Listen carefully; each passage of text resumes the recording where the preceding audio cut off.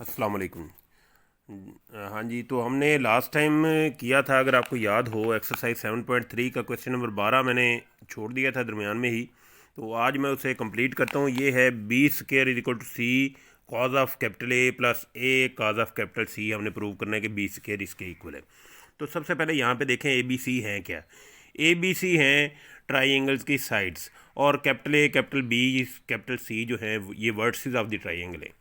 Capital A जो है ये इंटीरियर एंगल भी है।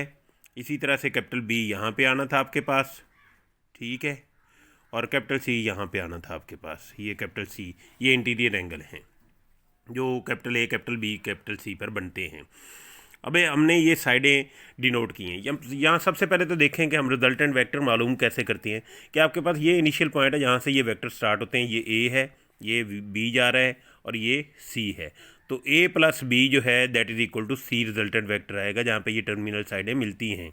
लेकिन अगर इसी की हम डायरेक्शन उलट दें, नीचे कर दें इसको, तो ये वेक्टर माइनस सी हो जाएगा। तो ये फिगर कुछ इस तरह से बनेगी आपके पास, माइनस सी। तो minus C will be equal to A plus B के इक्वल आ जाएगा। या इसी को हम लिख सकते हैं, इस सी को उधर ले जाकर ए प्लस बी प्लस सी, ये वेक्टर का सम जो है रिजल्टेंट वेक्टर, ये ज़ीरो वेक्टर है। ये आपने याद रखना है। क्लियर कि अगर वो आपके पास एक ही डायरेक्शन में एंटी क्लॉकवाइज जो है मूव कर रहे हैं ये तमाम वेक्टर जो हैं, तो उनका रिजल्टेंट वेक्टर हमेशा ज़ीरो आएगा। ये आपने याद रखना है। जहाँ पे इनिशियल पॉइंट और टर्मिनल पॉइंट जो है उसी डायरेक्शन में सेम हो जाए, उसका रिजल्टेंट वेक्टर हमेशा ज़ीरो आ जाएगा। यही चीज़ हम यहाँ पे अप्लाई करते हैं कि ये आपके पास सी वेक्टर है। ये याद रखें, कैपिटल ए के अपोजिट हमने ए वेक्टर लिया है स्मॉल, कैपिटल बी के अपोजिट स्मॉल बी वेक्टर, और कैपिटल सी के अगेंस्ट स्मॉल सी वेक्टर। इसी को हम सेम डायरेक्शन में कर दें कि ये वेक्टर इधर जा रहा है, ये इधर जा रहा है, और ये इधर जा रहा है। बिल्कुल यही वाली फॉर्म जो मैंने लिखी है। तो इसमें हमारे पास क्या आ जाएगा, A vector plus B vector plus C, ये साइड्स वाले जो हैं इज इक्वल टू ज़ीरो आ जाएगा। हमें वैल्यू किसकी निकालनी है, बी स्केयर की। तो यहाँ से बी की वैल्यू निकालें।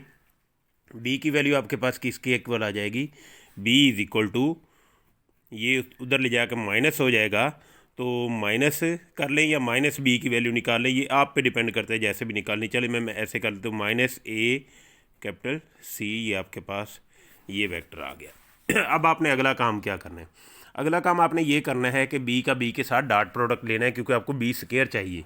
और हम जानते हैं कि आई का सेम वेक्टर का सेम के साथ डॉट प्रोडक्ट लें तो वो उसकी मैग्नीट्यूड के स्केयर के इक्वल आ जाता है। तो हम दोनों तरफ डॉट प्रोडक्ट लेंगे, बी डॉट बी और इधर भी माइनस ए प्लस सी वेक्टर, और डॉट किसके साथ लेना है, बी वेक्टर के साथ। दोनों को स्प्लिट कर लें तो ये आ जाएगा माइनस ए डॉट बी और माइनस सी डॉट बी, ये इसके इक्वल आ जाएगा। क्लियर।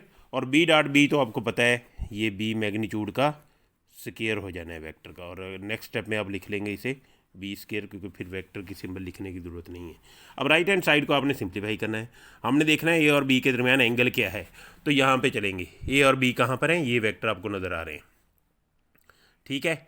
अब आपने ये वेक्टर है आपके पास जहाँ पे इनके इनिशियल पॉइंट सेम नहीं है, ये टर्मिनल पॉइंट है, ये इनिशियल पॉइंट है। लेकिन जब भी आपने वेक्टर के दरमियान एंगल मालूम करना है तो ये डायरेक्शन होनी चाहिए, इनिशियल पॉइंट सेम, ये वेक्टर इधर जा रहा हो, ये वेक्टर इधर जा रहा हो, ये वाला एंगल आपने मालूम करना होता है, नॉट दैट वन ये कि यहाँ वाला आप एंगल मालूम कर लें।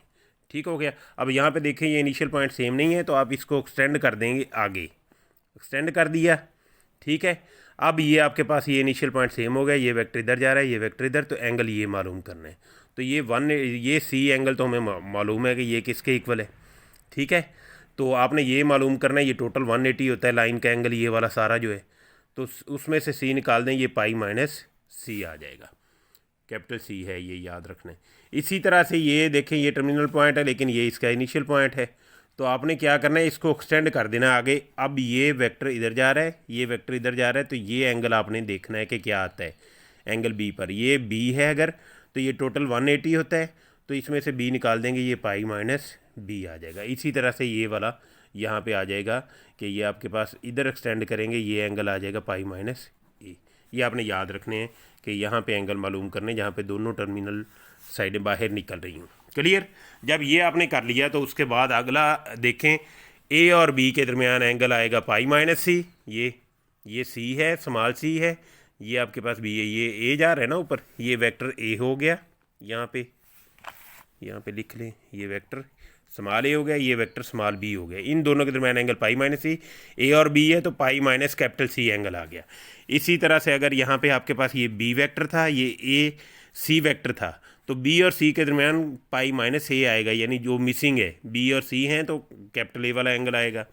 और अगर आपके पास ये सी वेक्टर है ये वाला, और ये ए है, ए और सी के दरमियान कैपिटल बी वाला एंगल आएगा। ये आपने ऐसे याद रखना है।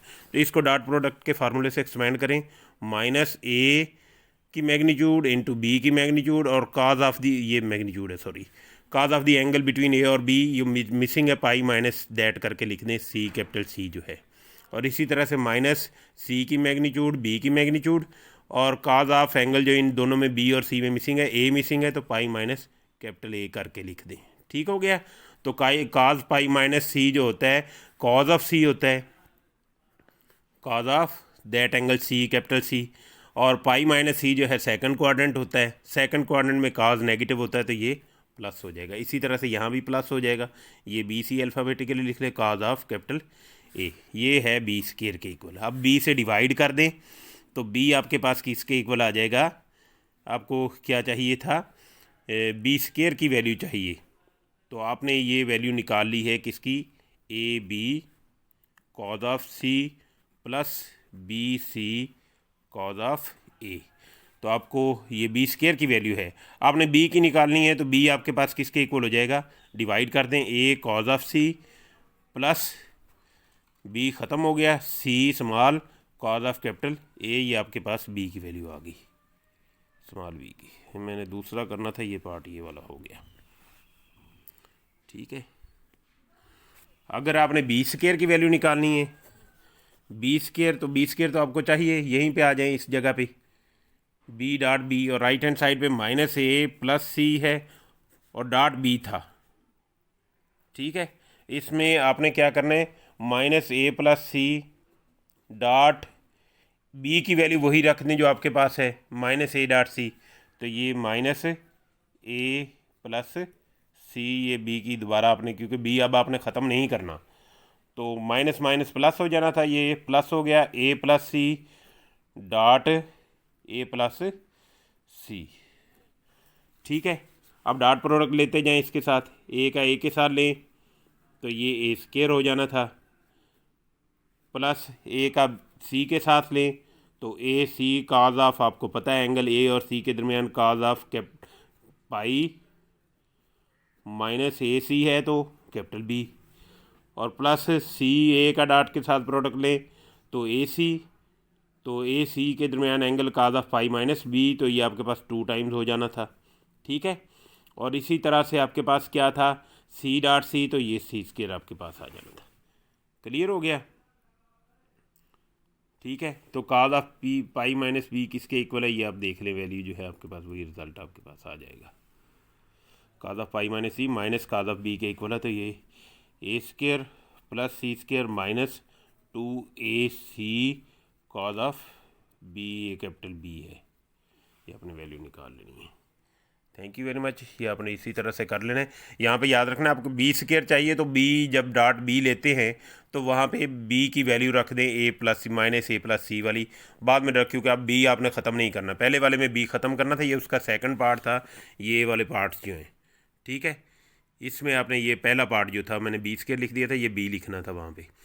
तो जब आपने बी सिर्फ निकालना है तो आपने क्या करना है, बी को ख़त्म करना है तो उसकी वैल्यू रखनी है। तो लेकिन जब आपने बी को ख़त्म नहीं करना तो आपकी राइट हैंड साइड वाली वैल्यू सी प्लस ए ही रखनी है, उसी को मल्टीप्लाई कर देना उसके साथ। Thank you very much. ये खुद ही समझ लीजिएगा, आपको आ जाएगा। मैं दोबारा वीडियो नहीं कर रहा कि बीच में एक गलती से बोल दिया था। Thank you very much. Okay, अल्लाह हाफिज़।